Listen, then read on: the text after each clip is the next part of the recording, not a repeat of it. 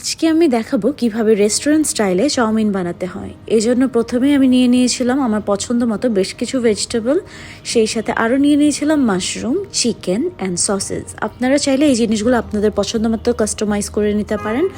আর 3 রকমের সস আমি ইউজ করেছি আর চিকেন স্টু। তো প্রথমে আমি 2টা ডিম স্ক্রাম্বল করে নিলাম, নিয়ে এটাকে আমি তুলে ফেলবো। এরপর আমি সসেসগুলোকে তেলের ভিতরে দিয়ে এটাকেও ভালো মতো ভেজে নিয়ে তুলে নিব।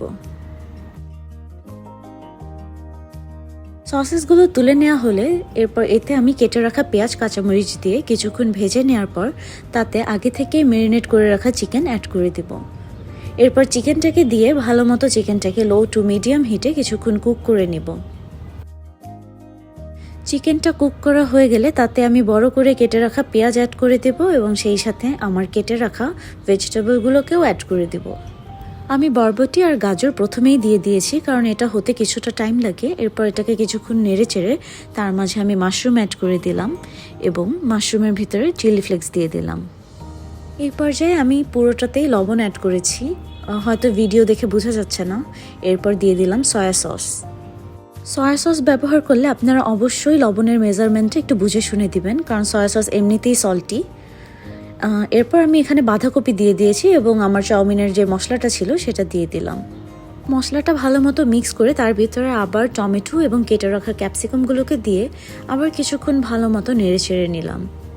তো যখন দেখলাম যে এটা হয়ে এসেছে কিছুটা, তার ভিতরে আমি চিকেন স্টুটা অ্যাড করে দিয়েছি। পুরো একটা চিকেন স্টু দিয়ে দেওয়ার পর তাতে আমি আবার কিছু পরিমাণ সয়া সস দিয়ে দিয়েছি এবং 2 টেবিল স্পুন ওয়েস্টার সস দিয়ে দিই।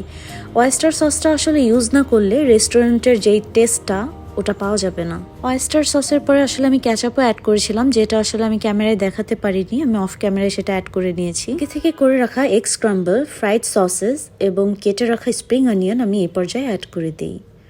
সবশেষে আমি এবার সেদ্ধ করা চাউমিনগুলোকে ভেজিটেবলের ভিতর দিয়ে দিলাম এবং ভালো মতো মিক্স করে নিচ্ছি। এ সময় আমি আরও 1 প্যাকেট চাউমিন মশলা, গোলমরিচের গুঁড়া এবং ক্যাচাপ অ্যাড করি। যেহেতু আমি ক্যাচাপ বেশি লাইক করি তাই আমি ক্যাচাপ অ্যাড করে নিয়েছিলাম। আমার মনে হচ্ছিল যে আমি আগে কম দিয়ে ফেলেছি। আর তো আপনারা আপনাদের পরিমাণ মতো সসের পরিমাণটা বাড়িয়ে কমিয়ে নেবেন, এটা আপনাদের উপরেই একান্ত। তো চাউমিন আমার রান্না হয়ে গিয়েছে। এই যে একবার হলেও আপনারা এভাবে ট্রাই করে দেখতে পারেন।